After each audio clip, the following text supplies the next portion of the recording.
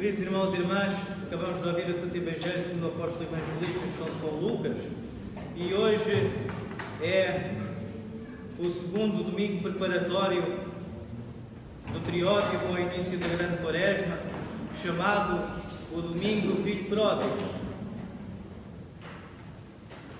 No domingo passado ouvimos então e estivemos no início do triótipo, onde ouvimos cânticos e hinos de arrependimento e de preparação para o início da grande quaresma.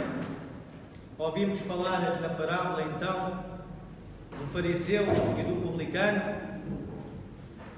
No anterior, ao domingo passado, ouvimos falar de Zaqueu, que tinha subido uma árvore, que era chefe cobrador dos impostos. Aprendemos no Evangelho de Zaqueu como esse cobrador de impostos, Zaqueu, foi perdoado e foi curado do seu amor ao dinheiro. Vimos então no domingo passado na parábola do fariseu e do publicano, onde Cristo nos ensinou a forma correta de orar. E hoje, neste domingo do Filho Pródigo, podemos reparar duas situações importantes do tema de hoje, que é alegria e o grande amor de Deus pelo homem. É uma parábola, queridos irmãos e irmãs, que ouvimos uma vez por ano e pensamos que lá vamos nós repetir esta mesma parábola, se bem que nós poderemos não entender bem, ou pensamos que entendemos e não entendemos. E se a gente reparar dentro deste Evangelho, há outro Evangelho, como dizem os Santos Padres. Porque é um Evangelho rico em conteúdo que nos ensina, então, esse grande amor que Deus tem por nós, pela humanidade, e a alegria que existe, então, nos céus, quando um transviado ou um perdido se acha a ele próprio e retorna a Deus. É disso que essa parábola se trata hoje, queridos irmãos e irmãs. Um pai e dois filhos. E vemos que o filho mais novo já não quer mais viver com o pai. E vemos que ele quer ir embora rapidamente, viver a vida dele como ele acha que é melhor para ele. E vimos um pai amoroso, compreensivo, que não obriga de maneira nenhuma a que o filho fique junto dele. Podemos ver esta parábola que Cristo nos conta e vemos que, obrigatoriamente, o Pai é o próprio Deus, representa o próprio Deus. E os filhos representamos nós, não é? Humanidade caída e pecadora. Podemos ver que a juventude nos traz irreverência, traz vontade de descobrir o mundo, vontade de conhecer as coisas. Era isso que o filho mais novo queria fazer. Já não queria mais viver com o pai, queria descobrir. E foi. E pediu ao pai uma coisa inusitada, que foi os bens que pertenciam a ele, ou que lhe cabiam a ele, como se o próprio pai tivesse morto e ele já pedia então essa herança. Agarrou na herança e foi. Ouvimos no Evangelho que gastou todo o dinheiro em prostituição, em banquetes, numa vida realmente de pecado e de desregra. Houve uma altura que o dinheiro acabou, houve uma altura em que ele foi obrigado a comer aquilo que os porcos comiam e mesmo assim não tinha para isso. Os Santos Padres dizem que quando se ouve falar dos porcos no Evangelho, os porcos é o exemplo daquilo que é o diabo e o inimigo da raça humana. O porco por si só gosta de estar na imundície, gosta de estar na sujeira, gosta de estar no lamaçal. E é isso que representa então essa falta de dinheiro e o dinheiro todo que ele gastou, perdendo-se ele próprio nessa terra distante, e realmente foi chafurdar, então, como os porcos fazem, na lama, na imundície, e aí ficou.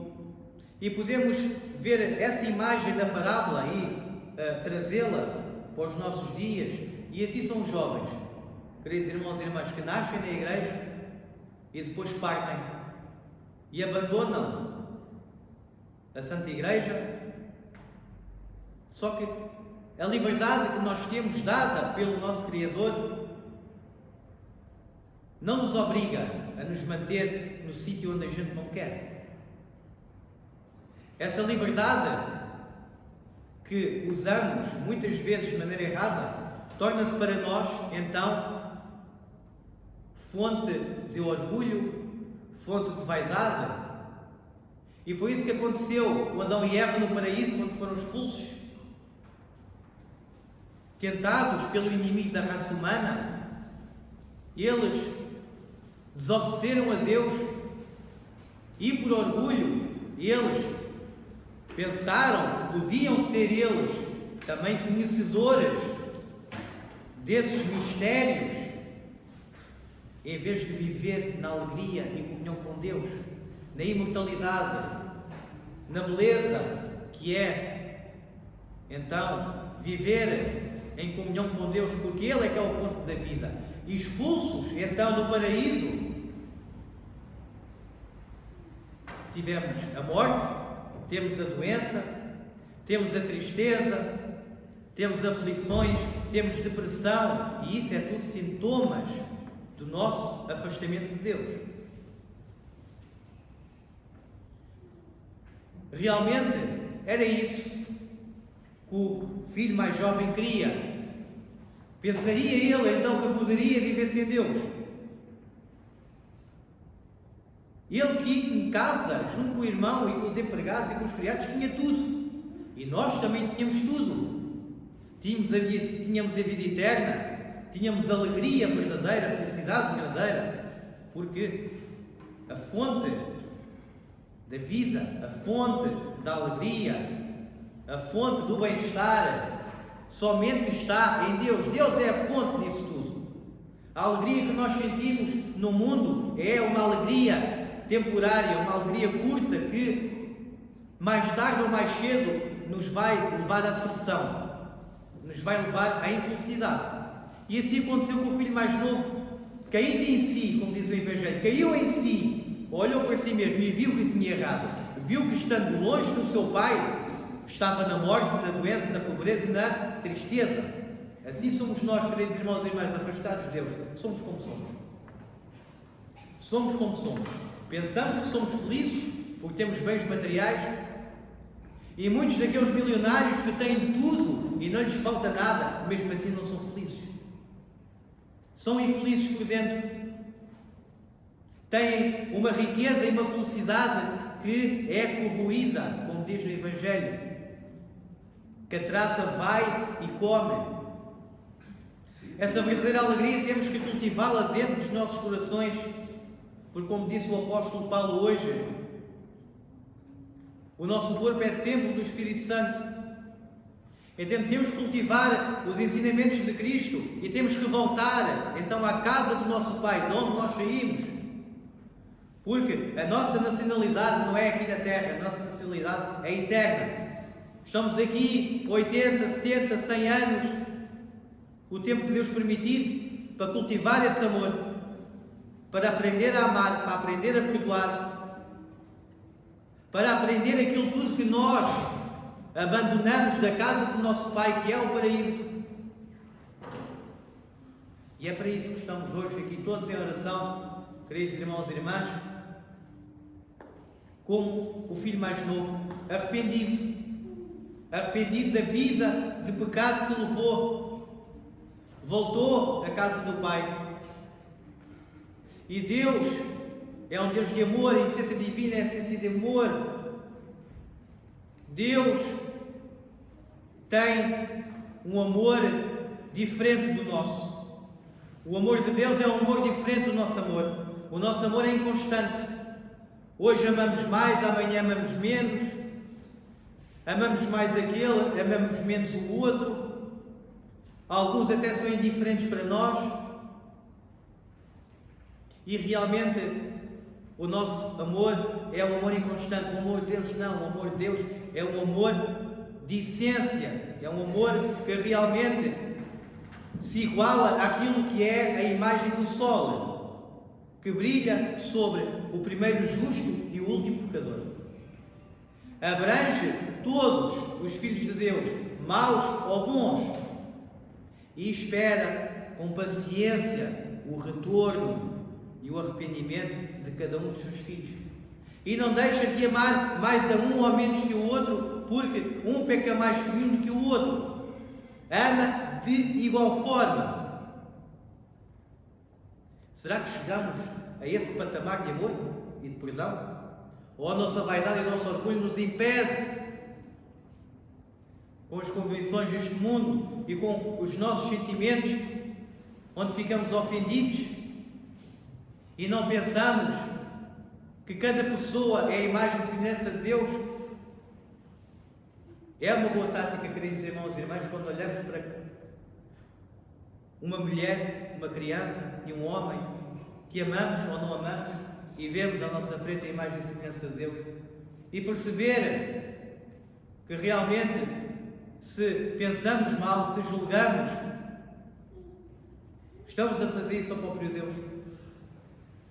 E estamos cada vez então a afastar-nos mais daquilo que é a nossa casa, daquilo que é o nosso arrependimento necessário. Deus não precisa do nosso amor para nada. Nós sim precisamos de orar, nós sim precisamos fazer jejum. Mas atenção, não sejamos fariseus. Não vamos então fazer um grande jejum durante 40 dias, não é? Não comemos carne, mas no entanto julgamos as pessoas. Por isso, queridos irmãos e irmãs, se for assim, podem comer carne, porque mais vale comer carne do que estar então a julgar o irmão. E hoje, queridos irmãos e irmãs, o Evangelho de hoje nos mostra a grandiosa e excepcional e infinita pureza de amor que Cristo tem por nós, e espera o nosso retorno com paciência, e nos dá este tempo, não é? Em que vivemos nesta vida temporária, para nos arrependermos e para nos voltar para Ele. Por mais pecados malévolos que tenhamos feito, temos a esperança que Deus misericordioso, mediante o nosso arrependimento, nos receberá em sua casa de braços abertos, como o Pai recebeu o seu Filho na parábola de hoje. Amém.